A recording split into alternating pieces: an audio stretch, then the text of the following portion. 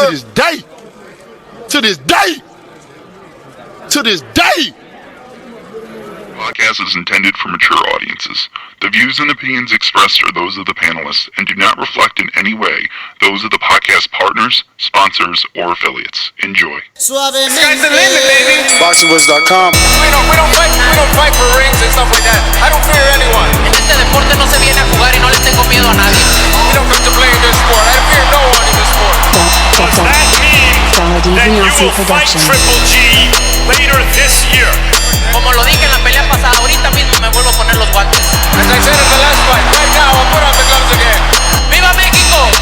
Canelo wants to unify all the titles. When did you realize, Andy, that you could take his power? Because of the Mexican warrior that I am, I got that Mexican blood in me. So, talking about the Mexican style, I just proved it. BoxingVoice.com. Ain't no other sight in the game can see the Boxing Voice. Good morning, TBV. Welcome back, ladies and gentlemen, to another morning edition of the Boxing Voice Radio. I am your host, Nestor Gibbs, joined alongside Alexander Lionez and Michael Gross. We are back with another one. This time, Eddie Hearn takes to Sky Sports and says that Wilder should go and fight Fury. That Joshua's not falling for the trap. The trap being the fact that Wilder is saying he would like to sidestep Tyson Fury and unify with the winner of December 7th, Andy Ruiz versus Anthony Joshua. They're calling it a trap because that very same fight in the back of Joshua's mind became an excuse for the loss versus Andy Ruiz. So this is what we're going to be discussing. The fact that Wilder wants to unify, the fact that Eddie doesn't believe him, the fact that Wilder hasn't announced his fight and Eddie believes he's clout chasing. The fact that Wilder announced his fight week for Anthony Joshua, Andy Ruiz, and we still have no fight. And now Wilder's announcing before the announcement or the official press conference for the Saudi Arabia press conference between Andy Ruiz and Anthony Joshua, Wilder then again announces that he'd be willing to unify with the winner. And Eddie is taking it as clout chasing. The public seems to be taking it as clout chasing. So this is what we're going to be discussing. You know the number to call in, 1-425-569-5241. Press 1 time to voice your opinion right here on the Voice of the People hotline. Now, don't forget you can add Nestor Gibbs on Skype to be part of the conversation anywhere in the world. Just download the Skype app on your respected app market on your phone. Add Nestor Gibbs, NESTORGIBBS. We must be friends in order to be part of the conversation. Let's get this thing started. I'm going to head on out to Indiana. Dazn Production.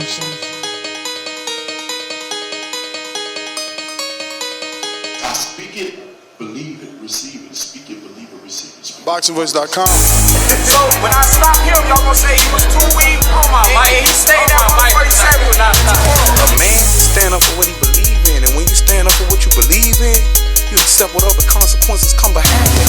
BoxingVoice.com. Yo.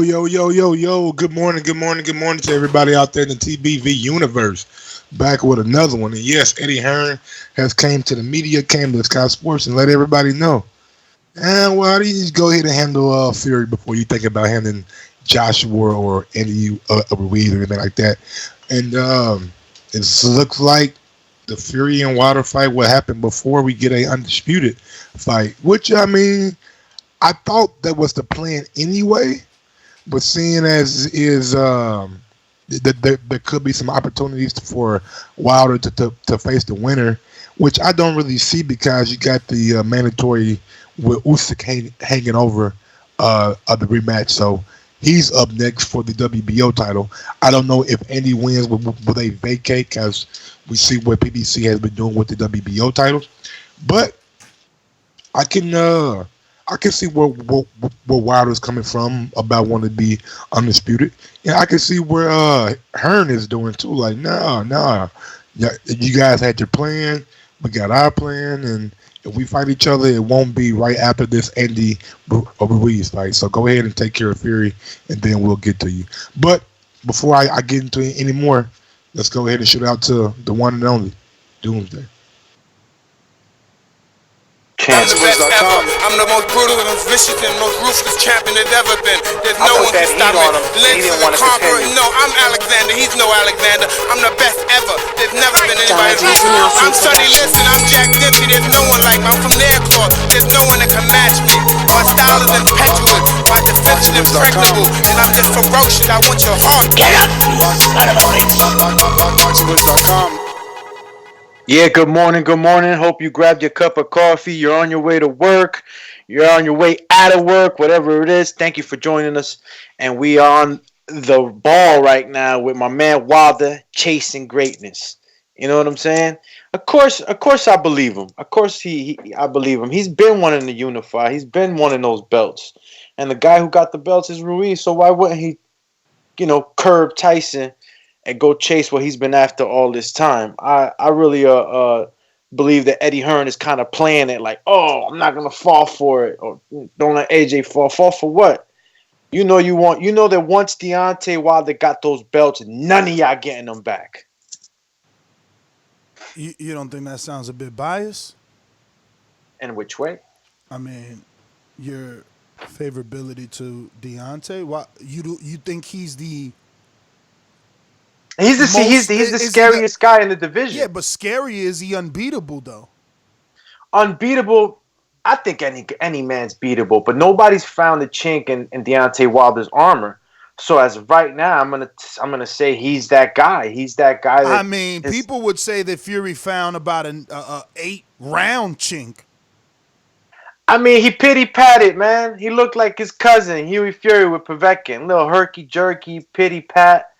I mean, it's not like he hurt. His cousin never won a high-level decision. He's lost all high-level decisions, whereas Fury is definitely, outside of the Wilder, gotten high-level decisions. I don't think that's a fair comparison. I think that, Huey would love to be Fury, but I would rather be Fury than Huey.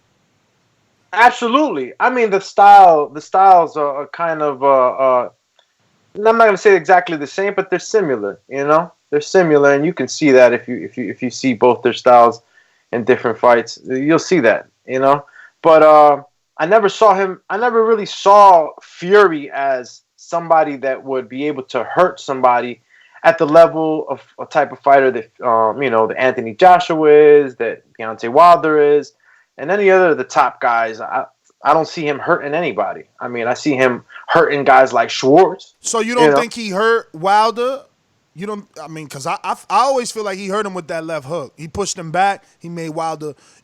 After the punch, he immediately picked up his guard and blocked a few more. Had to take a few seconds. I think he showed some power in that Wilder fight. Nah.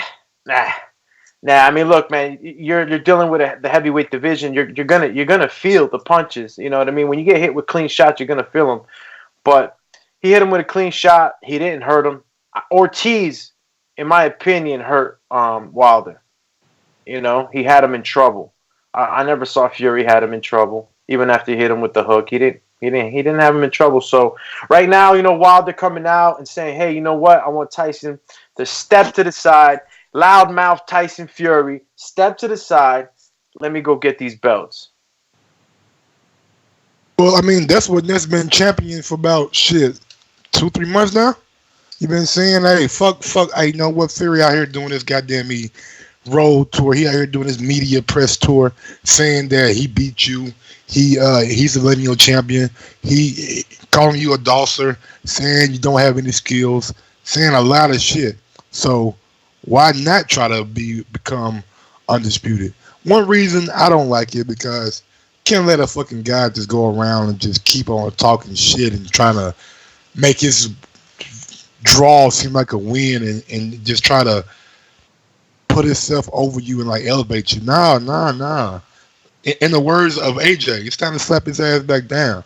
It's time to bring him back down to size. You know what I'm saying? I understand he's a dangerous fight.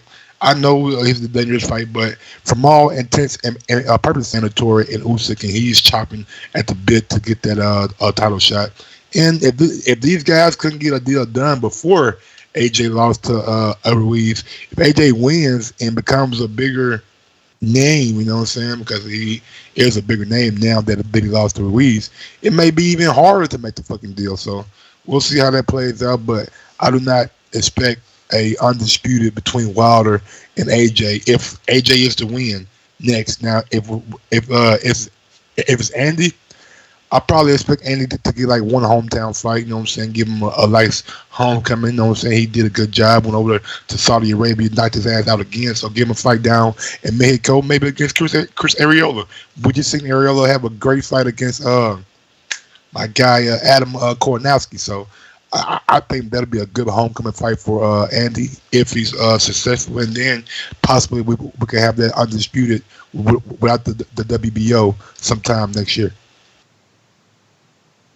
Yeah, I don't see Ruiz running towards the Deontay Wilder fight also. So, Wilder... I mean, that's not what he's saying. I don't know why you guys keep acting like that. Like, if we're going to believe Anthony Joshua when he said he was going to activate his immediate rematch before it actually came out, you had Mike here like, yeah, no, he's going to do it. Why wouldn't Andy go straight into it?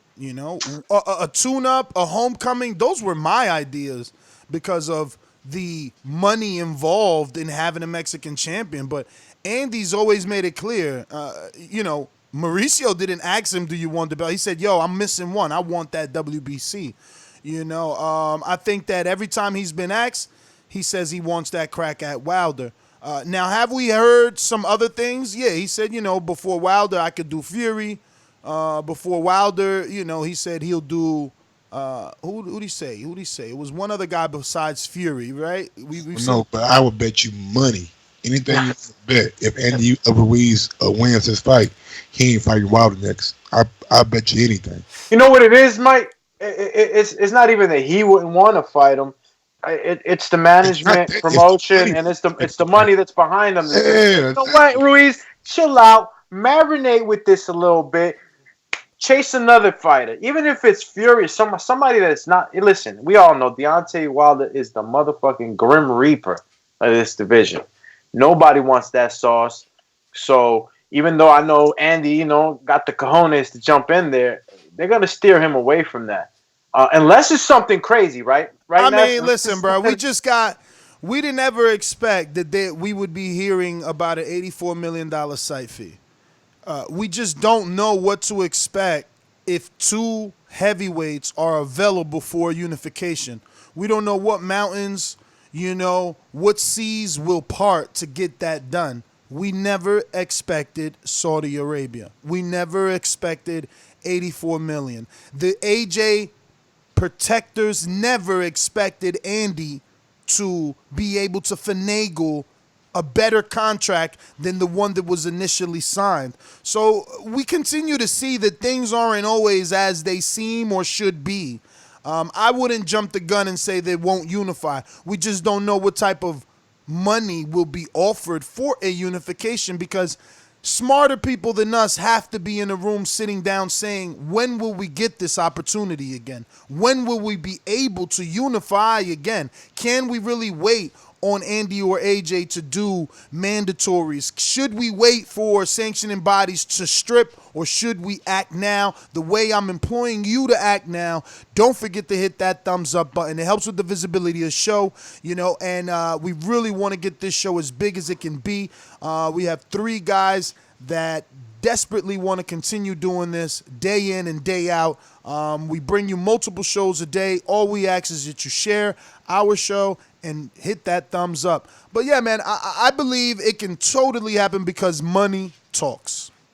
Where's Eddie Hearn's feelings on this? Eddie's a sly dude, man. He's even when he speaks to the media, I know he's got an agenda behind everything he says. Well, his feelings, right? He's calling it a trap. He's saying Wilder's just bluffing. They're calling it clout chasing. You don't really want to unify. You just want Anthony Joshua to lose focus, not focus on Andy Ruiz. This is all part of the conspiracy. So basically, Eddie's basically saying that Deontay Wilder is able to get into AJ's head.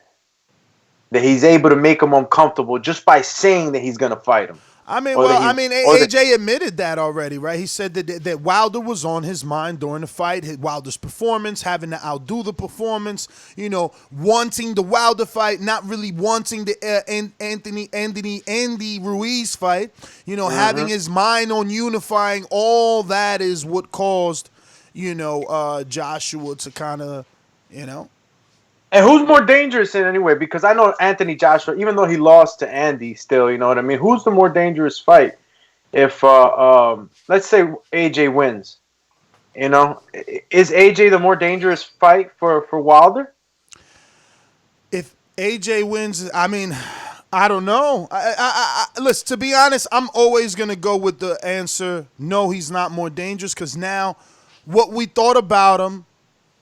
In my opinion, we know now. We know now that he's chinny. It's not a rumor in the gym. It's not a gym sparring story. We watched it. He went down 4 times. We seen that. So I don't know how many people out there are using this as confirmation that he's chinny and are giving him 0 shot at Wilder. Now, vice versa, maybe people now are thinking that the combination punching style of Andy Ruiz, the inside punching of Andy Ruiz could cause Wilder some problems because he's tall and long. What do you do on a tall and long fighter? You get on the inside. But before you guys give me your take. But isn't it interesting that when on fight week for Joshua Ruiz at the end of May, Deontay Wilder announced that he was fighting Luis Ortiz on Joshua fight week. Okay? End of May. We are now at the beginning of September. There is no fight, there is no venue, there is no date. He hasn't talked about Anthony Joshua probably since that moment. Joshua Ruiz 2 Media Week. What happens? Deontay Wilder pops up and says, "Oh, I want to fight Anthony Joshua." He says, "I want to fight Anthony Joshua and unify instead of Tyson Fury." Then why didn't you want to do it when Joshua had all the belts? So this, for me, is just another excuse to keep his name relevant. But isn't it needs a promoter because a fighter shouldn't have to worry about this. A fighter shouldn't have to be out here trying to convince his own fans that a common opponent or a possible fight or fighter is making him fearful. You need to have a guy like Eddie that can talk slick, stay cool, calm, and collective, and get the job done properly. Well, if you ask me, it's good old Eddie again. Look, if you don't want him staying relevant, then why talk about it? You know what I mean? Why talk about it?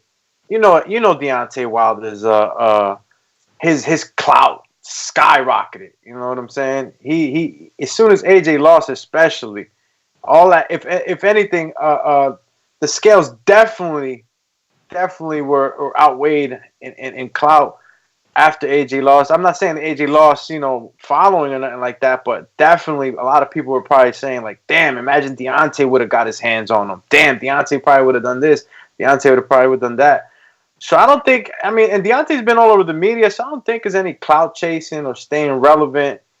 I think it's the champ being vocal. You know what I mean?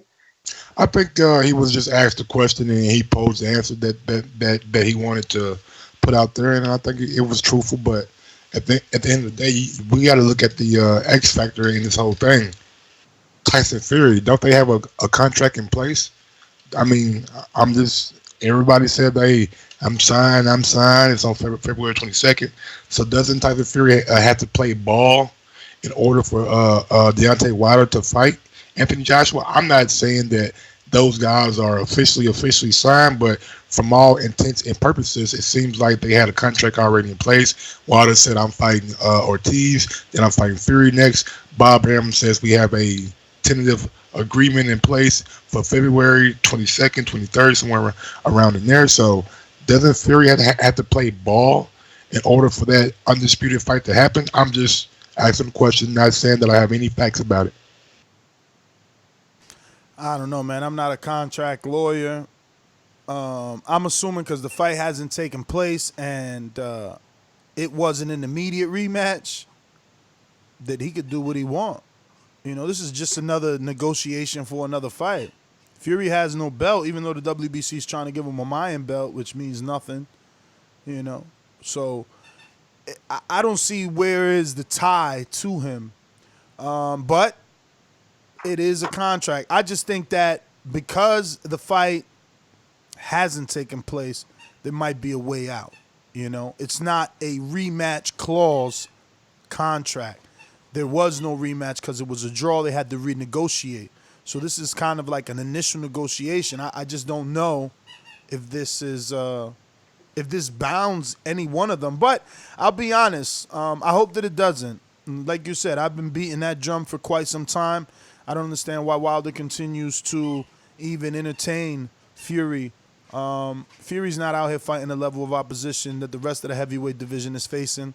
And Fury's not out here acting like a man that was given an opportunity.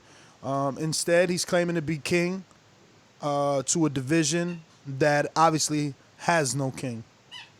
You know what though? Now looking at it, right? It's I don't blame Wilder for trying to tell Tyson to step aside. I mean, because in the event that AJ does get past Ruiz and does his due diligence and makes that win happen, he's not gonna go to Wilder, man. He's gonna start running from Wilder as much as he can. Bruh, you are disrespectful on all levels. Why would AJ run? Because, I mean, look, they left us with a bad taste in our mouth last time trying to make this fight happen. There were some of us that were on the Wilder side and understand that his points and what he was trying to do to make the fight. There was others that were on AJ's side. They were understanding his positioning and whatnot. They dragged us along this long months of basically dangling the carrot in front of the donkey, so to speak. Mm-hmm. So now it's like, okay, are we going to go through that again? Is it going to happen again where it's like, oh, now we got to, how much bigger does the fight got to get now? You know what I mean? So in Wilder's end, and see, I'm trying to get into the man's mind, right, into the champion's mind. Can't think for him, but I'm assuming that he's thinking like, all right, these guys don't want to fight me. AJ already lost once. He wins back. He's not going to come at me. He's not going to want to come through and fight me now. He's going to go and fight some other guys. AJ wouldn't want it. I think his handlers probably be like, we got an Usyk fight, you know what I'm saying, a little bit easier, you know what I'm saying, let's go and get the mandatory out the way and then possibly come back with another little light touch up in 2020, and then we'll talk about Wilder in 2021. I think that's the play if you're AJ and Eddie Hearn. But we's kind of something similar, man. Like, you've been through the gauntlet twice, you know what I'm saying? Like, it's about time for you to start calling your own shots, pulling your own weight, and doing what the fuck you want to do. Wilder want a motherfucking undisputed? All right, bro, we'll get to it after I get my homecoming down in Mexico or my homecoming in L.A. Then we'll talk about it. Then we'll go to L. Like, hey, I know we want undisputed, but I'm going to need one of them Keith Thurman kind of chicks. I'm going to need me a Tito Lopez. I'm going to need me a Manny Pacquiao kind of chick. I'm going to need me an Adrian Broner, you know what I'm saying? I'm going to need me a light touch before I get in there with Wilder. And I think that's what's going to happen when it comes to Andy. If Andy wins and Joshua wins, I think Joshua will fight Usyk, then probably fight somebody else before they fight Wilder. And I think you guys the Wilder Fury might have a rematch clause.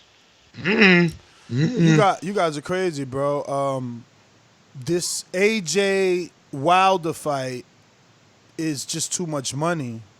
I don't think AJ is gonna let his handlers tell him no, because he already seen what happened. You know, it's not inevitable that he could be undisputed, or that anyone could. It's a very difficult task due to sanctioning bodies in politics.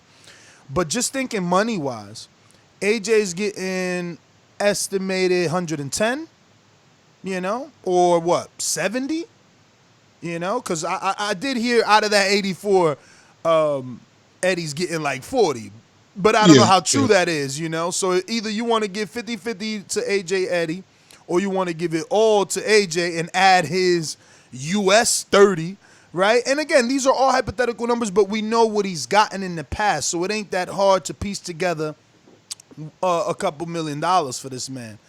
I'm thinking this Ruiz fight is anywhere between 70 and more. Easy for AJ. Don't forget about the UK pay-per-view. Exactly. Look, I'm not even counting that. I'm just counting I'm counting Saifi and his New York City guarantee. And I'm guesstimating low. We know this is a rematch with more demand. Dazn is happier, so he could easily be getting more than 70. To think that he's gonna say, nah. I think the zone paid him less because the fight is over in the Saudi Arabia. I know it was an article that came out said they didn't pay him. But they didn't pay him less than, let's say hypothetically, what he made in New York City. They're paying him less than what they would have paid him had this rematch took place in the U.S. is what the article stated. He got $8 million less than what he would have gotten if this fight was hosted in the U.S. So we don't know. -8? Huh? Is it -8? What? And just curious. I know. Is that y'all breaking? I can't hear you. Just curious, real quick, Mike. Is there any way that maybe? Is there a reason? What's the real reason? Well, not the real reason, but could have Eddie Hearn maybe gotten a kickback for maybe picking Saudi Arabia as of course. There's rumors he's getting like 40 just for him. So. But what that has to do with anything? As long as he's getting his fighter the most money he can get, that's all that matters. Absolutely. I was just pointing that out, because on top of the 70 million, just so much money in this fight. Well, no, I think that the 70 includes 40 million of the site fee. Okay. And then I'm just guesstimating he made 30 million for the New York City fight, and I don't think his minimum is gonna go down, even though he lost it's like Mike said, this fight. And how I believe this fight reached more people. Had he won, less people would have knew what took place. But because he lost, it raised the visibility of not only himself, but Dazn. So yeah, they're giving $8 million less. But remember, they had a lot of competition. So they're $8 million less. I just feel it could, and this is all hypothetical, but I just feel that they're $8 million less. Was just less than other offers, you know what I mean? Like, I don't think that $8 million was, coming out of the 30 that they already gave Joshua in New York, meaning that he's only getting 30 for the rematch, because I just can't see Joshua getting the same guarantee even though he lost, which is more possible, right? It's quite possible that he took a pay cut for losing, but I don't see that happening because of the magnitude of this fight. So I believe he got, he's getting that 30 that he got or more, plus half that site fee or more. And if he's getting that for this fight, what could someone possibly offer for that Wilder unification? That's my whole point. Like, if he's making 70 for this, is he really going to walk away from like 100 and something? He walked away from 50 mil. But what about Tyson Fury, though? What about Tyson Fury? Tyson Fury's going to make a lot of noise. Even if you want to make this a big deal, Tyson Fury, like others, have taken step-aside money. Like, okay, we don't have to act like it's impossible. You know what I mean? And again, we just need to ask the right people the right questions, because it's not a guarantee that he's got to fight this dude. I'm just going off what Wilder said, man. Yeah, but it was a draw. It was a draw. Fury would step aside. I mean, that kind of indicates to me that Fury has some kind of say-so in this matter. Because hopefully, you don't use hopefully Fury will step aside if you know for a fact I can do whatever I want to do. You know what I'm saying?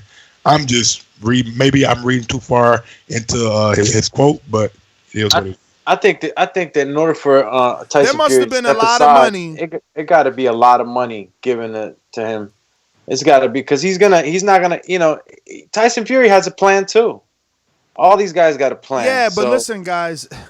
Bro, we've seen this in boxing all the time. Like, if you're Tyson Fury and Bob Arum, there is a universe where you allow this to happen, and nothing, you like the moon or the river or the seas don't have to part. None of that. Like, all you got to do is the same thing in the Richard Comey fight, or which one did we just see? The Lomachenko, right? Campbell fight. Before that, someone went through an eliminator, and it was written that they would have to fight the winner of Lomachenko Campbell. Same thing for we just seen that with the IBF right now with Ruiz. After this fight, it's written that someone's got to fight Pulev. Like, that's the way it goes. They agreed to that. That was what the IBF proposed in order to allow this to happen. Okay, you guys want this rematch? Fine. But then whoever wins has to fight Pulev. So it's no different. If you're Fury and they present you with step aside money and they say, look, don't worry, you get to fight the winner, because now the winner has the WBC. So that mandatory is still there. It doesn't disappear. Fury's not a mandatory, though. I know, but he's got a contract in place, just like the other gentleman. If you can get the sanctioning body to say you must fight him next, just like they did with what about Dillian White? If it comes back clear, then he's the mandatory. He's the one that has more credence to it. We can't worry about a guy that hasn't spoke since he tested positive. Like, he literally hasn't spoke. He was so vocal, you know. So trying to bang the Dillian White drum makes no sense. Every time you ask about Dillian, but we're not going to act like he's not a player. We got Jarrell Miller coming back in October. His promoter out here banging the drum for him. So to act like a guy who failed a drug test is no longer a player in the division is kind of comical. I mean, what's comical is you trying to insinuate to the public that he is a player. Last I checked, what his facts is, his status is suspended. So he's not a mandatory. He's not a mandatory. He isn't an interim title holder or a silver title holder. So his status is null and void until this. Excuse me, I'll let you speak. Until the investigation, we don't know when that investigation is going to be done. So why would Wilder or anybody be worrying about him until the WBC come out and say that he's back? We don't have to worry about him as far as WBC rankings goes. Now, if you're talking about WBO, I don't know. Ortiz got 6 months. Jarrell Miller got 6 months. What makes you think that Dillian White is not going to get 6 months like those guys got? And if we do 6 months, then by the time May comes, he will be eligible to have his status back. That's all I'm saying. We've seen it with Ortiz. We've seen it now going on with Jarrell Miller. It was promoters out here banging the drum for him. Also, Fury. If Fury doesn't get this fight and Wilder and Joshua fight each other, what happens if they do a rematch? What happens if they do a trilogy? Fury's out here in the cold for a year and a half. Come on, man. Fury, Mike, that's not the way it works. You know what, though? Works. Fury likes sitting around. He will be fighting Wilder. That's not the way it works. If you put in a contract in place, that's all. This is no different than what is happening with Pulev and what the sanctioning body did for Pulev.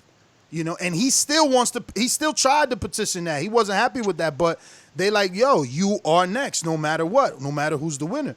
We've seen that before. I don't know why. What we haven't seen is what you're saying. We haven't seen someone on suspension hold their status. We haven't seen two people. Can I finish? We haven't seen two people not negotiate for 5 months, right? Because hypothetically, the fights happen in December 7th between Anthony Joshua and Andy Ruiz. So from then till May, when you allege that Dillian White's status could possibly be cleared, that's 5 months. So are the title holders supposed to wait until Dillian White gives us the okay, or the WBC gives us Dillian White's okay? No, from December till whatever time, they will be negotiating. As soon as that fight is over, they can call each other. Even before that fight is in place, or excuse me, before that fight is done, Eddie could be talking to Shelly and vice versa, because we've seen that before. Real quick on the super chat, my man Andre, he says, in the words of Barry Hearn, what is the rush for Wilder fight? We are making a lot of money already. Wembley Joshua versus Usyk in the spring of 2020. That's what I'm talking about, man. He's gonna, he's not gonna be chasing that Wilder fight, man. He's not gonna be chasing that Wilder fight. I think that Anthony Joshua, in order to get the power back and the credibility of the people, he has to finish Ruiz. He has to finish him, knock him out, TKO, whatever, in order for him to have that excuse to be able to say, you know what, Wilder, you was talking mad shit when I lost. You know what? He'll play the diva role again. Like, I don't have to fight you. Shit, he'd probably see Tyson Fury as an easier fight than Wilder. Who knows? Because the Wilder, he possesses that punching power that everybody's steering away from. I'm not saying that Tyson Fury can't punch hard, but he just doesn't have that one punch power KO in the heavyweight division. Yeah. Yeah, man. I don't know. I could never agree that Tyson Fury is the easier fight, or the any heavyweight is gonna believe he's the easier fight. Less risk. I'm not necessarily easier, but less risk. You can still punch and box there's a ton of risk. Canelo got shamed for not being knocked out. He was shamed for losing 12 straight rounds. Like, there is shame in being outclassed. And Fury is capable of outclassing quite a few heavyweights. Do we want to see Deontay Wilder versus AJ without the Fury fight? You think the fans wouldn't want to see Deontay Wilder and Fury rematch first? I mean, I think it could be two ways, bro. I'm pretty sure there's going to be a demographic that wants that rematch, and there's going to be people like me that, feel like he should just move on. Yeah, because there's plenty, that first go around with them, dangling the carrot. I know it left a bad taste in a lot of people's mouth. What do you mean dangling the carrot? It's like, whatever. People ended up just saying, whatever, man, let's just move on, So how much, unifying, of course, it's going to get the people going. But I just think the unification is more of a difficult task. So if the opportunity is around, you got to take it, Even Fury would know that. That's what I'm saying. Promoters will know that. So if you can lock in a unification and Fury can get step-aside money and a contract stating that he fights the winner, he would be more than happy. More than happy. Let's not forget that there's rumors that Fury wants a third fight in December. Like, you know what I mean? There's still those rumors. We don't know what's going on, man. We hear new shit every day, especially when it comes to this Wilder Fury stuff. For all you out there, please uppercut that thumbs up button for us. You help us with the visibility of the show. Get our reach out there to more people. All our boxing family out there. We want to make this community a lot bigger. Help us out. Only takes a click, baby. Yo, you guys think that the Ortiz fight is dead? Because, I think it was Coppinger that tweeted that the Ortiz fight had to take place by November 23rd due to the contract with Fury and Wilder. And if it didn't, then it couldn't happen. And, it's September 5th, right? So we're talking October 5th, November 5th. It's 2 months. I guess there's still a couple of days left, right? You still got a couple weeks before it starts getting too close. There's things that are they're probably just waiting out, trying to see what's going on.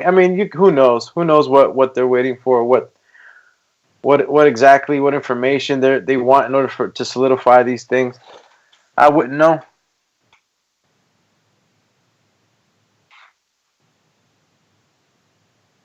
Mike, you busy?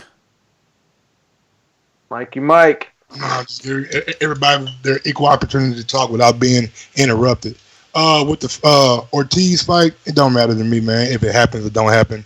They haven't really been pushing it, so it is what it is. I really wasn't a fan of it when it first got announced, and then the rumors about it being on pay-per-view really didn't make me want to go with it at all. But if it happens, you know what I'm saying, we'll check it out, we'll watch it, and we'll see Ortiz get knocked out again, and hopefully we can get that fight with Fury and Wilder cracking. And when was that fight supposed to happen? Ortiz versus Wilder? Rumors November 23rd, sometime in November was November 9th, but the KSI and Logan Paul took over that date and that venue for the Staples Center. So it might be in Las Vegas. I think that was the last named venue for that fight. But like Eddie Hearn said, no date, no venue yet, and it's kind of crazy, you know what I'm saying? Because he announced it on June 1st. Well, not on June 1st, but that weekend of June 1st, and come to September, and we don't have any indication of when it's going to happen. So I don't know, man. I just know Ortiz got a 6-month retroactive suspension for his involvement in his PEDs. I know Jarrell Miller got the same thing. So, and I know Canelo got a 6 months retroactive suspension too. So, to think Dylan White won't get the same thing is kind of preposterous, but it is what it is. Yeah, man, I hear you, bro. I hear you. You know, looks like history shows us that strong possibility he could get something like that. But has Jarrell been back? He got a fight schedule we don't know about? I've seen Dimitri Salita in interviews and little posters that he made and saying that Jarrell Miller is supposed to be back sometime in October. So if he's beating the drum like that, then I think his guy is ready to come back for a return. Yeah, I know. I thought I seen that article. I could have sworn it said something like as long as he could get a license. I could be wrong. I'm sure they can find him a license somewhere. Kansas still got fights, right? What's that thing called?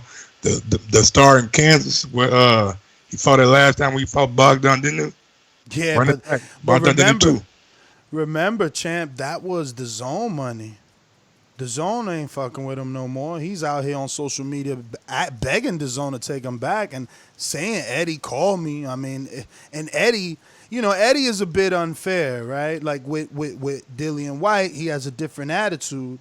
Maybe it's something we don't know that he knows, right? But with Big Baby, it's like, nah, I'm done with Big Baby. If people ask him about Big Baby, I actually was present the last time I interviewed Eddie a couple weeks ago.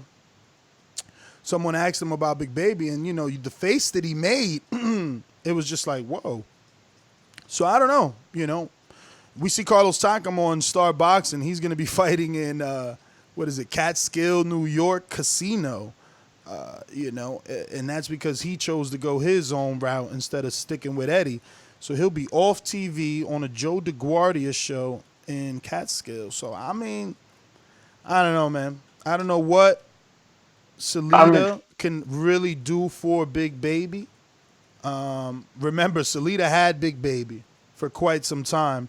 And it wasn't until Eddie Hearn got involved in Big Baby's career that it took off. Now, he did have some sort of steam with his 1 or 2 fights on Showtime, and obviously because Deontay Wilder being on Showtime, the possibility of him staying there and fighting was on fight fans' minds.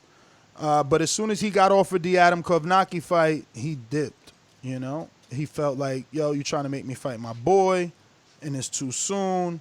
Me and Adam both could be champs.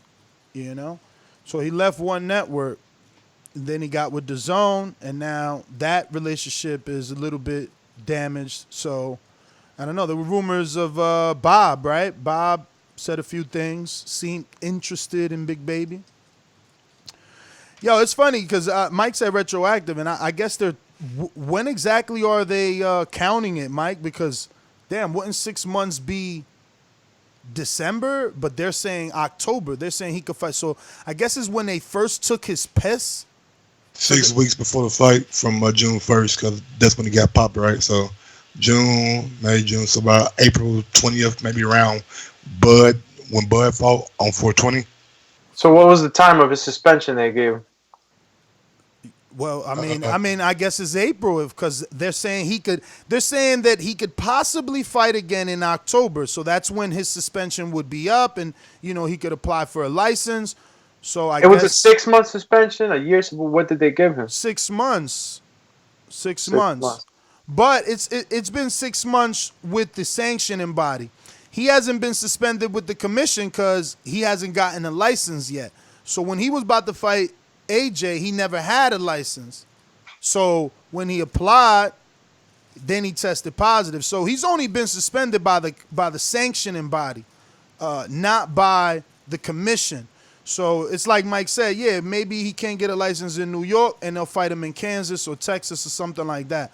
And I just want to remind, when he was fighting in Chicago and in Kansas and all those locations, it was the DAZN money, you know what I mean? I don't think that, you see where Salida fighters fight. They fight in Oklahoma City. I'll be Showbox or some shit coming up.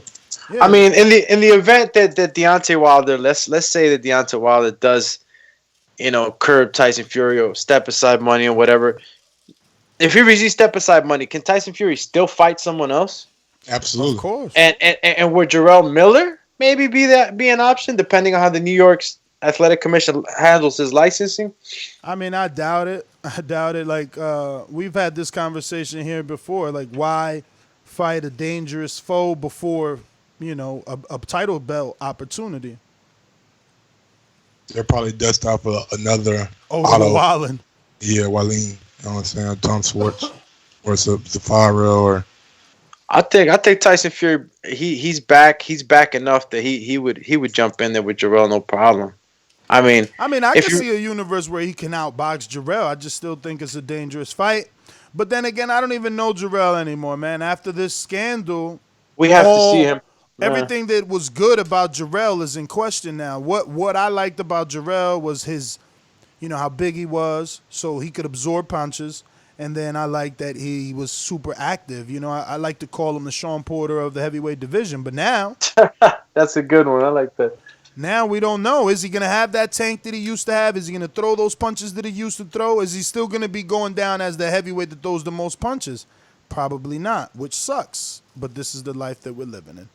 Those are my final thoughts anyway, man. I'm going to open up the phone lines if you guys don't have any final thoughts. I was going to say, quick sidebar. I watched Ali and Frazier won last night, 15 rounds, amazing fight. Ali got a motherfucking chin and a fucking half. I'm telling y'all right fucking. Which one you saw, Mike? Him versus who? First one. I watched the whole series and watched the first one, then the second and the third one. But yeah, the first one was amazing. Joe Frazier left hook. Landed almost at will. That first fight, and the way he dropped Muhammad Ali in round number 15, the way Ali got up and was able to fucking keep his head and his fucking composure for the rest of the round. And in round 11, oh my, Ali was gone in round 11. Gone, like falling, almost falling, but stumbling so much that he's almost falling down, but does not go down. And he lasts another 30 seconds after Joe Frazier just catching him with left hook. How'd you like Joe Frazier's style, man? I love the style. Love the herky jerky. Love the herky jerky. Bro, that left hook he got is something that it was just ramming Ali heads back. So I'm excited to see the second fight later on tonight or tomorrow. So yeah, be on the lookout for that. I'm gonna try to start giving y'all like better like references. You know what I'm saying? Like when I talk about heavyweight fights and people having good chin and shit like that. So I'm gonna start watching a lot more old fights. Yeah, man. You learn a lot from those. Now that you watched Ali in that Frazier fight, don't you respect Anthony Sims' boxing ability more? Like, bro, he really got that, in my opinion, this is my opinion, he really got that Muhammad Ali style down. Footwork, the mannerisms, it's crazy. Spooky, actually, you know what I mean? I'll tell you one thing, though. Ali he had it last night. Frazier was on his chest, my nigga. Ali had like 2 or 3 rounds where he was just on the ropes like, come on, man, fuck it, I ain't going to the middle. Come on, fuck it, I ain't going to the middle. And he was spent for a little bit. Well, but remember, he invented the rope-a-dope, man. We give Ali a lot of credit, but he loved those ropes, and that's why a lot of people feel like, he took some unnecessary damage. But he loved those ropes, man. Remember, that Foreman fight, bro. And that's what I'm saying. That's why I say our generation versus that generation, because even the referees were less educated. The referees were letting so much go back then. The punishment was insane. Like Ali or anybody would be taking so much punishment on the ropes, shots behind, tired, stumbling, which now you'll be given an 8 count or you'll be waved off. So, it is what it is, though. Different eras. My last take, for now, my last take on this is just, I don't know. It looks like everybody has an agenda. Everybody's trying to figure out their best pathway. I know managers and promotions are trying to figure out the best pathways for this. But in the end, AJ, I just don't see him running towards the fight. All those little variables come into play. I'm sorry. That was your final thought. I apologize. Yeah. No, but go ahead. I don't think it matters who. To Fury, it doesn't matter who he fights. Bro. You think Fury cares who he fights while Wilder goes do battle? You crazy? He's strategic, bro. Look at his resume. The dude got 3 names on his resume: Wilder, Vlad, and fucking Derek Chisora. I'm telling you, and it's not funny because I keep telling you that is my theory. Without doing any facts, without Googling a bunch of names and then writing it down, putting it in a spreadsheet, bro, it's very hard to find any one active fighter that got 3 solid wins, like 3 elite level wins. 1.5, 2, yeah. 1 and a bunch of secondaries, yeah. But 3, that's a jackpot. The 3s are Mayweather's. People that got 3 solid elite level wins are like Mayweather's, not even Cotto, man. I don't think. I got to think about him. But Mayweather, Canelo, Pacquiao, those are like people with 3. And maybe AJ could be argued 3 level. I don't even know 3 because he lost that. White, Vladimir Parker. Who? White, Vladimir Parker. Yeah, but White at that time, bro, prospect. Yeah. They fought at 14-0. That's a different White than the White now, which again, even this White now is in question with what he was taking. It helps with endurance. It helps with muscle building and fucking strength, all that. So I don't know. If Wilder fights Ortiz, right? Let's say it goes down like this. He fights Ortiz in the fall. I don't see Wilder, running to a rematch with Fury right after. You know what I mean? So I think that if the Wilder and Tyson Fury fight doesn't happen first, it's going to get stretched out. Because, we all know Ortiz is a tough opponent. Unless Wilder's able to knock him out, quick like he did Brazil, I don't see Wilder, running over to a Tyson Fury fight, which he had a 12-round fight with already. Right. So he knows it's going to be a tough fight. 2 tough fights back-to-back for the champ. I don't think that's in his best interest. Champ, man. Ortiz won't last. But he gave Ortiz Wilder problems. Last. He gave Wilder problems, and he hurt him. Yeah, man. Again, history shows us that rematches, they... Well, he's going to Brazil him? You do better in the rematch. The guy always does better in the rematch. Yeah, it's quite possible. Because remember, his Bermain Stavern fight looked like that. I mean, it's more probable from Wilder than anyone else. Yeah, the Fury fans could get hung up on the fact that Fury got up, but the question that they all have in the back of their mind is, can he get up again? I think Ortiz too much of a shark, man. He's too much of a shark. Meaning more like a sitting duck. Who? More like a sitting duck. Nah, why a sitting duck? He was jabbing. How he was out jabbing? Fury is the one that Wilder's jab. He was out jabbing Wilder, bro. I hear you, man. Fury is the one with the better legs, in my opinion. I think that Wilder would have a more difficult style with Fury than with Ortiz. Ortiz is there to be hit, in my opinion. Nah, Ortiz got the jab. He was out jabbing Wilder in that fight, bro. All right, he was getting on the inside. He was catching him with shots. But that's usually the case with a southpaw and orthodox, man. Don't act like you don't know that. When an orthodox fighter, this ain't amateur. It don't gotta be amateur. What you talking about? No, what I mean by that is that you're a professional fighter. Like, you're preparing for a southpaw. You got 8 weeks for a southpaw. So don't give me that. Oh, it happens. No, you prepared for a southpaw, and the southpaw was still getting there. So what are you saying? So what are you saying? Because you prepared for someone. one of your tools can't be taken away. Like, that don't make Either any you're sense. doing it better or the other guy's doing it better, and that's my point. But that's what I'm telling you. That's what I'm telling you. Naturally, doggy, naturally, the southpaw takes away the jab from the orthodox fighter. That is natural. And natural. Oh, so southpaw. I'm so good. southpaw I'm good. automatically takes away. Just because of the angle, you know what I'm saying? I'm good, bro. You're supposed to be the fighter here. You're wild. I do know what I'm talking about. So don't get it twisted. We're gonna keep talking about this. You ain't just gonna run it off like you right. What I'll do is go to the callers. We got JD, who's a southpaw professional fighter. How about that? All right, go ahead, JD. Go ahead. Let me see what you got to say about this. Yeah, let's see. These calls are brought to you by El Camino Electrical Services, experts in electric vehicle charging stations. For consultations and turnkey installation, visit us at elcaminoelectricalservices.com.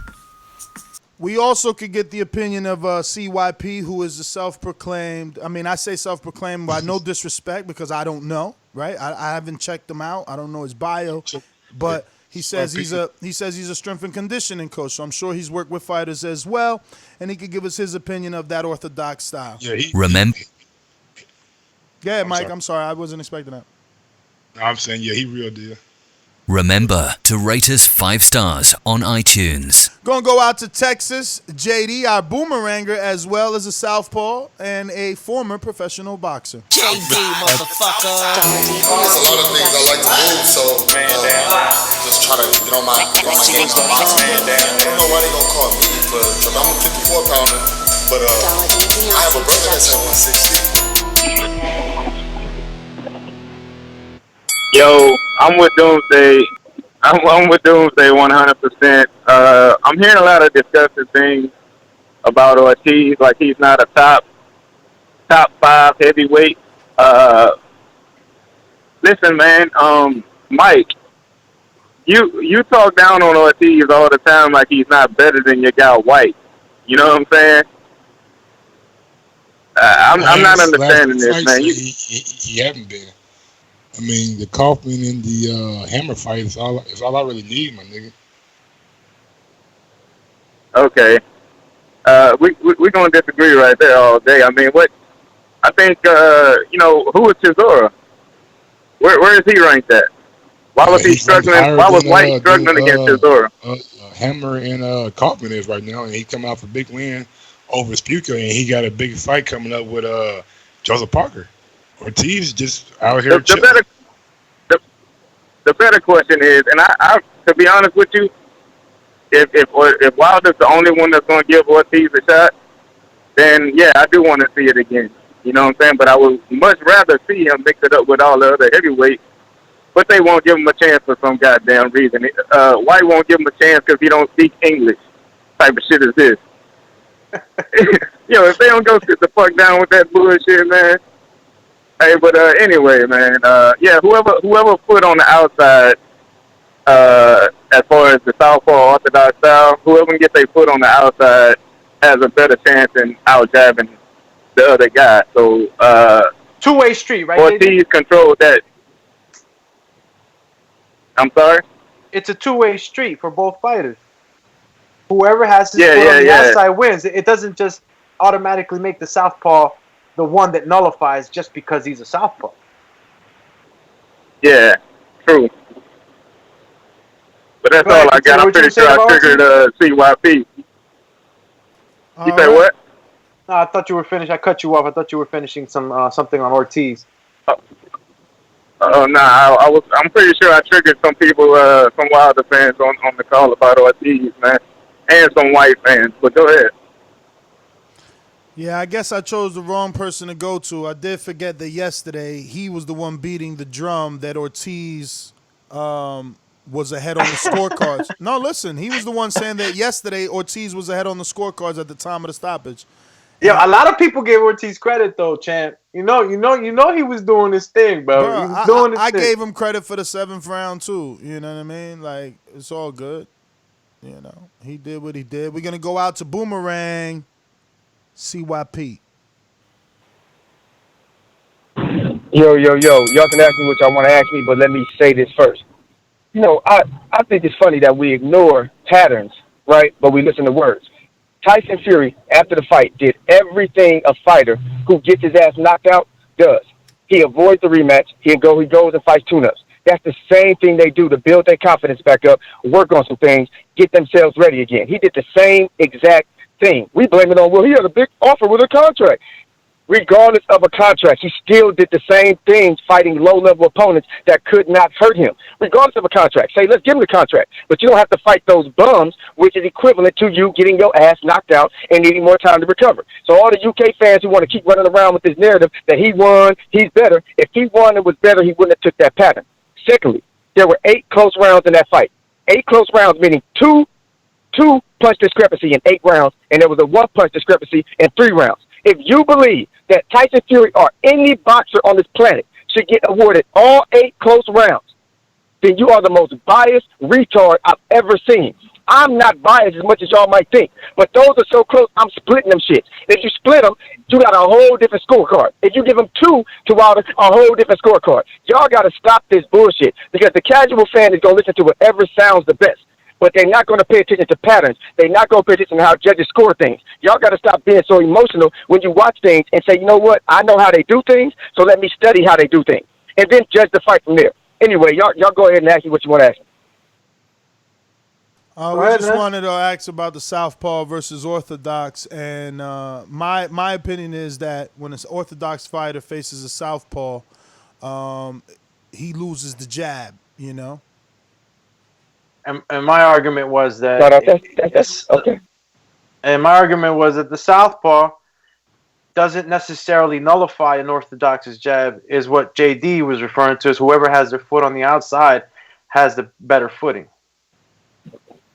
No, you're right. You're right. You're right. Both Ness is hypothetically right, but technically you definitely are right. When you in that gym teaching it, yeah, Doomy, you're right. But from the outside in, it looks like Ness will be telling the truth, and that's what Ness do. Ness is really good at making the obvious seem like it's the 100% truth, but it ain't. You guys are right. I ain't gonna jump on Ness' head too much for that because he tried it. He tried it. Problem is he got a boxer in there and he got trainers on the line, and I don't appreciate that self-proclaimed shit. You know what I'm saying? I got a Super Bowl champion, a world champion. I got a picture in the major league. All you got to do is click on it. Click on it. Click on it. I didn't check you out. I got a Super Bowl champion, my guy. I got a Super Bowl champion, a Major League Baseball pitcher. I got a world champion track and field star. I got collegiate athletes playing right now. This is what I do every day. I ain't even got no other job, my man, because this is what I do when I do it so well. Check my shit out. CYP athletes, not CYP athletics, Mike. My bad, bro. No, but I found you know what I'm saying? CYP athletes. Yeah, and I just said self-proclaimed. Remember, I said right after that, no disrespect, I just didn't check you. But had I mentioned like, damn, has anybody checked CYP? I would have heard Mike say that he did, and he believes that you are official tissue. So that's all good. He's good friends with our guy Joe. Yeah, that's what I said yesterday when he put Joe and Wade. He see, he throwing names out there, you know what I'm saying, on first name basis. I'm like, I think he mean Coach Joey, Spencer that deals with Wilder and Coach Wade with Porter. I said it yesterday on the show, but I wasn't sure because he went first name basis on us, playing big wig. But I hear you. We're going out to our next boomeranger in Seattle, rocking out with us early in the morning. Mr. PBC, baby. Last time I checked, I was the man on these streets. They call me residue, I leave blow on these beats. What's good, what's good? Morning. Last time I checked, man. Good morning, Mike. Good morning, Ness. And last time I checked, somebody needs to pay homage to 78 Sports TV because this topic is about Eddie Hearn commenting on the comments that Deontay Wilder said to 78 Sports TV. And we already know Eddie Hearn is the voice box of Anthony Joshua. Anthony, I watched that fucking press conference. Anthony Joshua looked scared, bro. I've never seen someone so tall look so scared. The dude looked like a created character on fucking some video game. And when someone tries to, paint a narrative on this show, I notice it always changes the topic of discussion. But let's just keep it real. A W is a W. And You can't really take that back unless you do a rematch. So if you think your Ortiz win, hey, bet on me. Bet with me, man. $200. If you think he's gonna win the rematch. If not, then shut up. So that's my motherfucking call, man, and I'm gonna call right back. And people need to keep the narrative the same as the JD, topic. you know what I'm saying? JD all about taking bad bets. He put 1,000 on Dane Jacobs. Shit, put 1,000 on Ortiz. Let's go, boy. I'm gonna take your whole rent money and your girl's little spending money. That's my motherfucking call. Yo, JD damn sure made that shitty ass bet. That one Also, white. Go ahead. Also, I watched Lennox Lewis and Razor Ruddock last night. It was a short, very, very, very, very short fight, but yeah, Lennox was a nice little springy motherfucker back in the day. You know what I'm saying? Yeah, man. Yeah, you know who else you should watch? Riddick Bowe, man. I was gonna watch the Riddick Bowe fight. He was a savage. Riddick Bowe, man. Fight that I was check out. You know, I feel like Lennox, but Lennox got with Emmanuel. See, everybody that got with Emmanuel fine-tuned this shit. You know what I mean? Yeah. They fine-tuned that jab, learn how to use the reach, and then the right hand. But Bowe was a motherfucker, man. That's what they say. Yo, I remember. Who remembers the famous press conference, the face-off he had with talking about when they fought at yeah, man, he hooked him like 3 times, bro. Riddick Bowe was no joke. Yeah, man. That's when press conferences were fun, man. When Tyson, Bowe, Evander, you know, like even Larry was no joke. But let me see what we got here. The fucking flag and shit. We were gonna go out to that one white boy, John. What's going on? What up, John? John. What's up, guys? You box as well. What you think about Orthodox facing a southpaw? It sucks because I'm a beginner and they're always hitting me straight in my chin down the pipe with that straight left, really. But yeah, it nullifies. You got to keep that foot on the outside, man. Whoever wins that battle wins the fight, really. I mean, unless you're Pacquiao and can get that foot on the inside and do some crazy ninja shit. But other than that, you better keep that foot on the outside, or you keep that foot on. If you keep that foot on the outside, you also got your right down the pipe. You can catch him with. Clap. Yeah, but the issue is that, and I ain't hear nobody say it. See, when you fight in a southpaw and you shoot in the jab, the Orthodox fighter is more prone to the hook, and that's why they throw that jab less than what they would versus an Orthodox fighter. So that's what I mean by like they lose the jab. Obviously, they're gonna throw jabs, but I bet you we check punch stats, they throw less jabs than they did versus an Orthodox fighter. Yeah, I mean probably, but I would much rather see the Ortiz fight than the Wilder Fury, because Ortiz did hurt Wilder. I'd much rather see that fight than the Fury, but other than that, yeah, better keep that foot on the outside if you're. I haven't sparred a whole lot of southpaws, so maybe 1 or 2, but it sucked. Yeah, for me too. Yeah, it sucked for sure. It's different ball game. It'll make you want to switch. That's what I kept trying. Make you want to try to go with him because it's just so weird. Let me switch to it. Nah, I'm telling you, yo, do me lying, bro. Listen, what happens is it makes you not throw the jab. So now what you're doing, Mike, is you going like this. Look, you just power on the jab. So you see southpaw Orthodox, they keep touching each other's gloves. Tap, tap. They ain't jabbing. A jab is shooting the fucking jab. They tap. I just taught you that in the gym, man. Watch Shakur Stevens. I posted his sparring. I posted his sparring on our YouTube. I mean on our exactly on our IG. Watch what he's doing. Watch what he's doing. Tap, tap, boom, shooting the shit to the bottom. Bro, that's what you do. You find it. I just taught you that. Dog, you taught me how to do it. You gonna tell me that we ain't been seeing fucking southpaws and Orthodox do that all our life? Yeah, it's different. It's different watching it and doing it in the ring. You're arguing a certain scenario where fighters do that, but like that's not the whole story. The when you got an Orthodox and a southpaw fighting each other, it's who's gonna shoot first, who's going to attack more violently first, who's going to take those measures to get on the outside of the foot. It just doesn't. There is no, oh, this is what happens. It depends on the fighter's aggression, who has the power jab, who's actually taking the initiative to push forward. If you're talking about Shakur Stevenson, the guys that he's fought, a lot of the times he's actually also the longer fighter, you know. And when you're the longer fighter and you're a southpaw, if you're an orthodox fighter, if you're not working let me see, if you're not working the right side, if you're not going over to the right side, and you're just like you just did, if you're just pawing at each other, you're gonna get hit. I mean, you know what you did in the gym. You went right over with the hook. So, you know, there is no Doggy, and you still get hit with that jab, dog. You still get hit with that jab from the southpaw. I'm telling you, man. Listen, if you believe Doomy, amen. All I know is that boxing history teaches us orthodox fighters, they probably fought 3 southpaws in their career. Okay? It's not because there's a little bit of southpaws.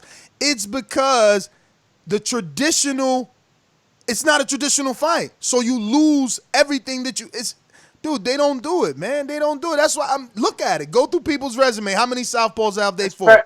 That's why you fight more orthodox fighters than you do southpaw fighters, and they stay away from them. They stay away from them. It's preparation, man. Floyd Mayweather fought Pacquiao, and he's a southpaw. You just gotta know. You just gotta know how to work with them, man. It's all game plan and preparation.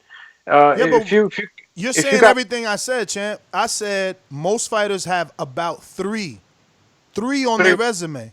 No. I'm not talking about that. I'm talking about if you had none and you were fighting a southpaw, it's preparation for a southpaw. You know, of course, you like for any fight you can get prepared for it. Don't mean shit though. Don't mean shit. I just. Is that your excuse for Wilder? Is this why you're fighting this so hard? Absolutely because not. Ortiz was catching Wilder with jabs. Is that what this is? Absolutely not. This has nothing to do with Wilder. I don't even want the Ortiz fight. I've been adamant about that. You know, he had his shot. I don't think there was enough controversy. I don't think he won enough rounds. Like, this is just Wilder doing exactly what he said he's doing, which is giving Ortiz a shot because no one else would, and he's got a daughter, and they share that bond. This is not the fight that I want. No.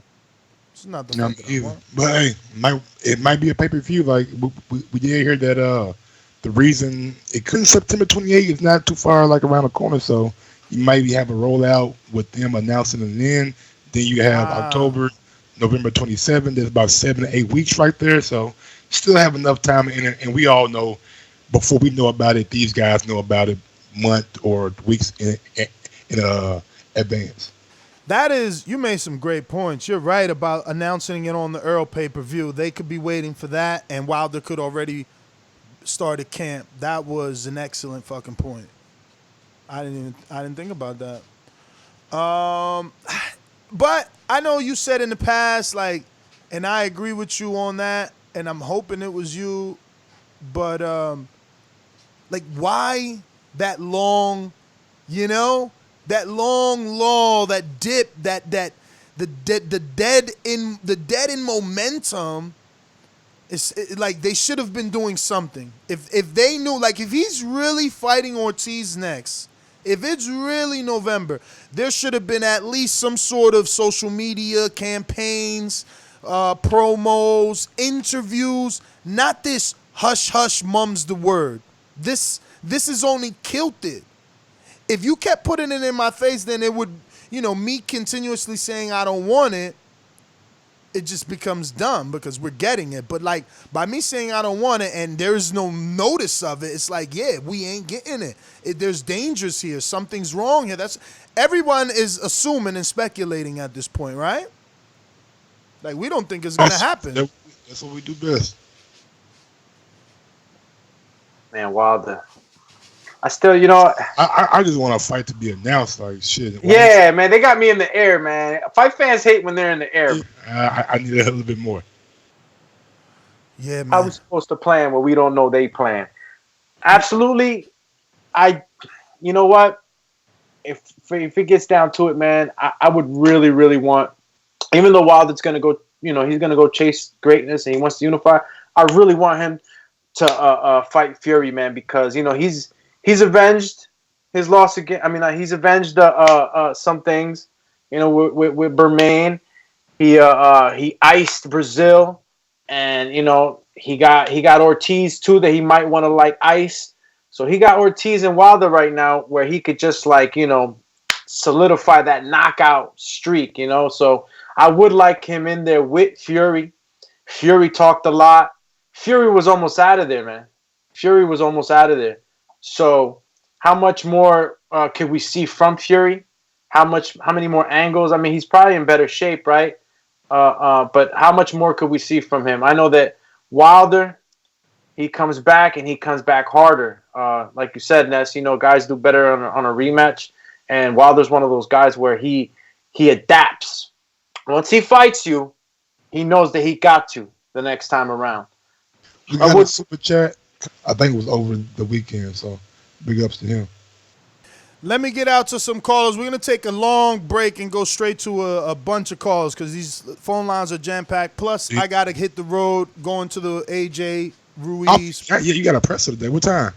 I think it's at 1:15. So I got to be out in the next couple minutes, to be honest with you. So we're switching everybody to drive-by mode. BBC says, he wants some interviews, so this is part of that. So we got to cut the show a little sooner to get to those interviews, but we're going out to Southside. Deucey, talk to me. Drive-by!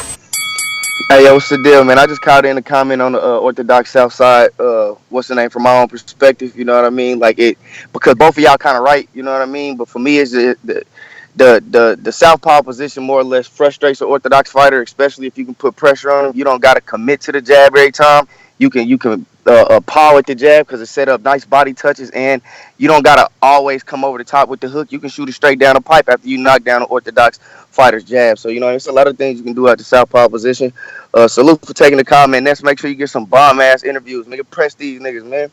That's my call, man. Salute to y'all. Big up Southside. Salute. Thanks for calling in. We're going out to Don Troy. Talk to me. What up, Don Troy? That's the whole long's gonna come up. You know what I'm saying? A whole long. Can you hear me? Yeah, we hear you. Yeah. I just wanted to say, the reason I think Wilder wants to fight Joshua now is obviously because he's seen a weakness in Joshua, and the reason he's asking Tyson to kind of make way for him to fight Joshua is because he sees the weakness and he's scared of Tyson Fury. When Tyson Fury faced Wilder, obviously he was rusty, and the more oil you put on something that's rusty, the easier it can move. So I think when Tyson Fury cut it. Thanks for calling in. Remember, drive-by mode. We gotta go. To this day. Think among if you know the words.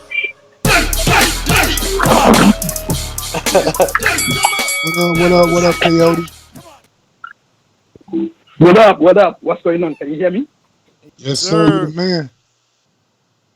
All right, cool stuff. So listen, I honestly think that what's going on with Wilder is, he keeps saying that he's going to retire soon, he's going to leave the sport soon. I think he's ridden with injuries, and that's why he hasn't fought. I know it's a bit of a conspiracy theory, but I honestly think that he hasn't got much left. He's been breaking his right hand. He probably has an injury, and he just wants the last fight against AJ. He wants to unify.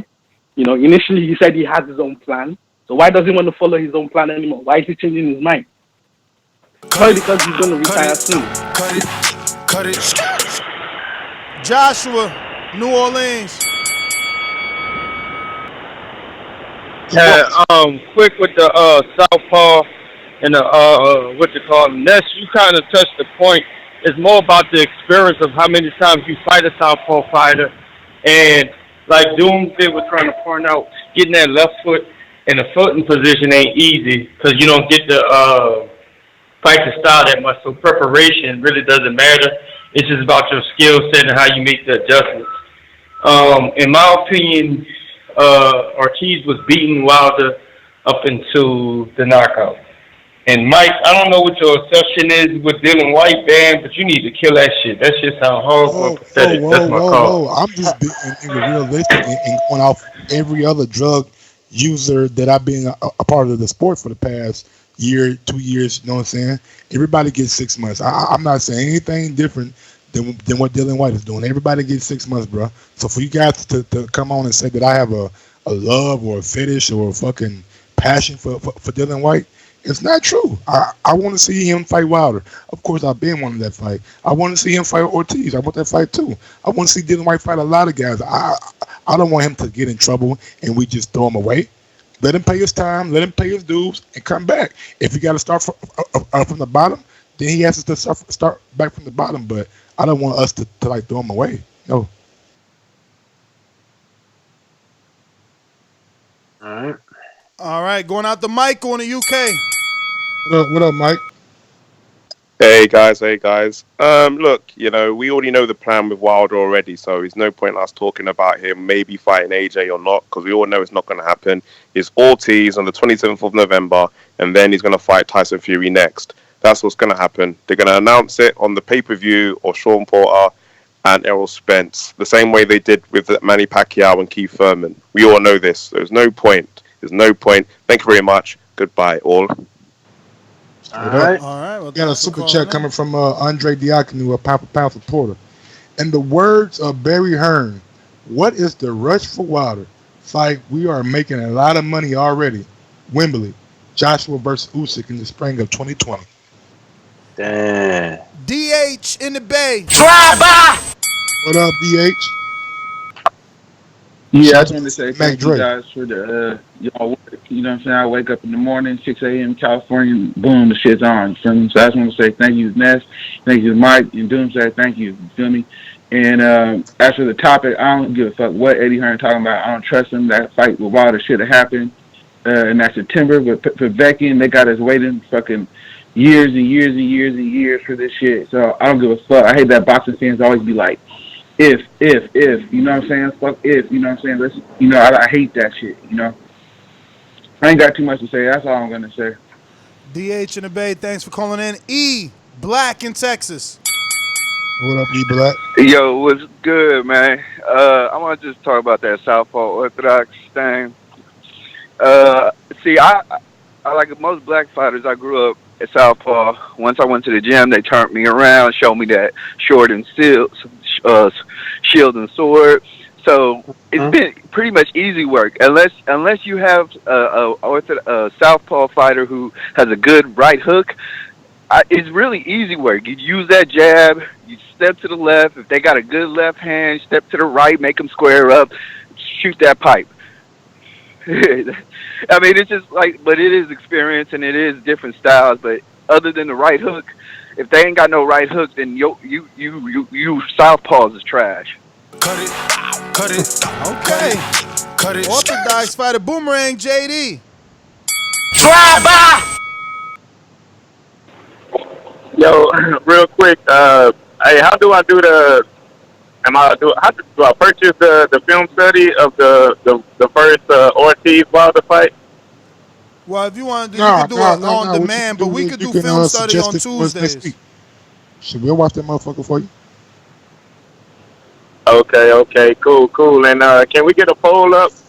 Not Wilder, Ortiz versus White, who wins? Can we put a poll? Sure. So Mike can see how 90% of the world thinks Ortiz will beat White ass. They keep getting at you, girls. You white third cousin, supposedly. No, man. That's all I got, man. Cut it. Stunner in New Jersey. Drive by. Yo, sorry, Mike. Yo, Mike, I'm gonna have to come at you, man. So check this out. You keep talking all this white stuff, man. What is stainless? No, this Stunner. What up, Stunner? No, it's Stunner. What up? No, so check this out, Mike. So, can you name 1 to 2 things that White possesses over Ortiz? I think his left hook is better, and I think his reach is better. I mean, it's not a when you're talking about reach, it's either it's longer or it's shorter. So it's not a matter of it being better. But I mean, it's longer. How about based that? on He got a longer reach. Because look, here's what we know. We know that Ortiz amateur record is 3 times that of Andy Ruiz's. We know What about his that pro Ortiz record, holds more. dog? He We been know an that his amateur pro since record he holds more 1961. knockouts. We know that his pro record he holds more knockouts than Dylan White. We also know that in his pro record that Luis Ortiz has been ducked by Dylan White 3 times. He's been ordered by the WBC. Who got the better victories, Ortiz Who or got the better what? motherfucking Dylan White? Let's see. Cut it. CYP. Drive by. What up, Mr. CYP? Yeah, I want to let y'all know, because I don't think I'll let y'all know. But anybody that come on this call and disrespect Wilder or Team Bomb Squad, I'm going to come through and eat through your ass. I'm just letting y'all know. That's why it's 45 seconds. I'm letting y'all know. Y'all want to piss me off? Disrespect Wilder. I'm coming. Just that White does seem a little longer. His arms are a little, they hang a little lower, but same reach. I mean, looks like we got a new 25 years caller, younger. guys. Looks like we got a new caller. No, I'm fucking wrong about that. What's wrong with me? All right, GT Kid in Atlanta. Yes, What up? I did. What up, GT Kid? Drive by. Hey, yeah, this is yo, really quick. Wilder's done for the rematch, or he's pushing for the unification now, hoping that Ruiz wins. If Ruiz loses, Wilder's not going to want that fight because he doesn't want the fight at all. I'm out. Kevin in Chicago. What up, Kevin Kev? Deontay Wilder's a paper champion. Deontay Wilder's a paper champion. Tyson Fury boxed his head off 10 rounds to 2. So it don't really matter what Deontay does. Everyone knows Tyson Fury's the champ. He completely made him look like a fool with his wild, sloppy windmill punches. Not only that, you tell Lomachenko don't Jamie duck that Maguire's the paper champ. You Dennis tell Hogan beat Lomachenko him. don't duck that hand. How Makarava about that? is the champ. Makarava is the champ. He made Jamel Charlo look like sloppy, piece him up.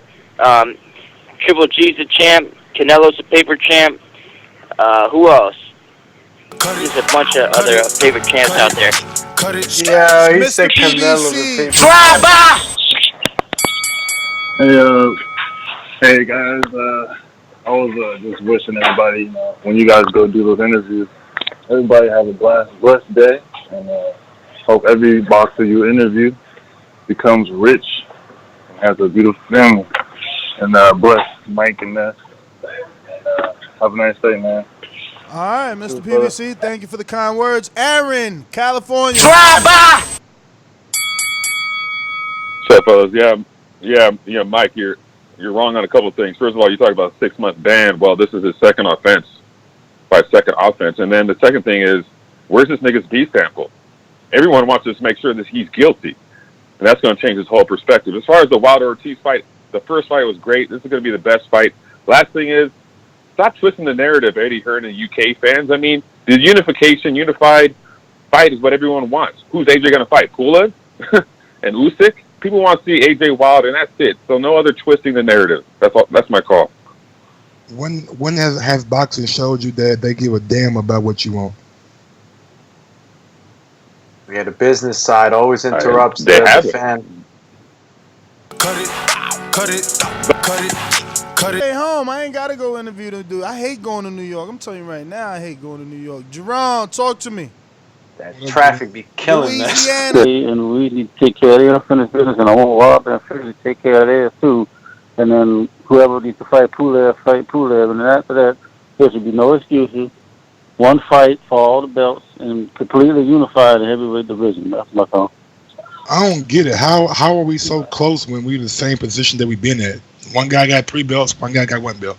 Same position that we've been in. Yeah, but people say we so close because they understand that Ruiz is with Heyman. So if he could win, we could get it. Yeah. That's how they looking at it. Not get it because we know with WBO, but we'll see. I mean, money talks. And according to PBC, they might still do it, right? Because what they going to do? Ruiz might dump if he wins, Mike, I'm telling you, he might dump the WBO. Oh, yeah, it's gone. Brent's gone. That being said, I am your host, Nestor Gibbs. Find me on Instagram and Twitter at NestGTO. I have posted Ask Deontay Wilder questions in the comment section. I said that wrong, all right? We're talking about Wilder. I meant to say I posted on Patreon, Ask Anthony Joshua questions. So you can ask the champ or the former champ whatever you want. And if I'm allowed the time to talk to him, which I'm usually not, they keep me away from him, I will ask your question. I won't even ask mine.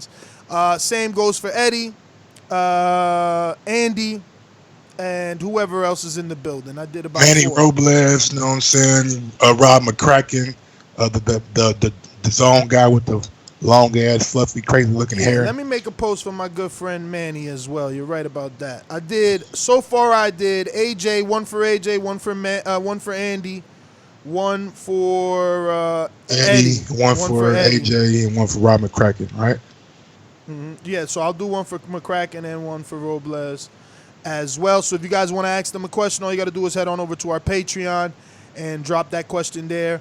I'll do my best to try and get that answered for you. And remember, your patronage goes to support both Mike and Doomsday so we can keep these two guys here full time with me, do this daily 7 fucking days a week, right? So yeah, man, I'm out. Gross1911 on IG and Gross2312 on Twitter. If you want to go to my IG page and support the cause, GoFundMe, trying to get a wheelchair accessible vehicle. You know what I'm saying?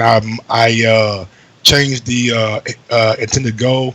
I've been talking to some people offline and got some things working out. So yeah. So hopefully, fingers crossed, big things coming. Same thing here, man. You can catch me on IG, Alex_Doomsday _LAINEZ. On Twitter as well, AlexLinusTBV. Make sure to check out our Patreon page. We are going to be more consistent on it. We're going to be doing some new things, reaching out more to more people, hopefully, and keeping our current supporters very happy. We appreciate you much. You know, me and Mike, and this is what we do. This is how we live. This is how we get our cup of coffee in the morning, so we appreciate all your support. Thank you. Peace.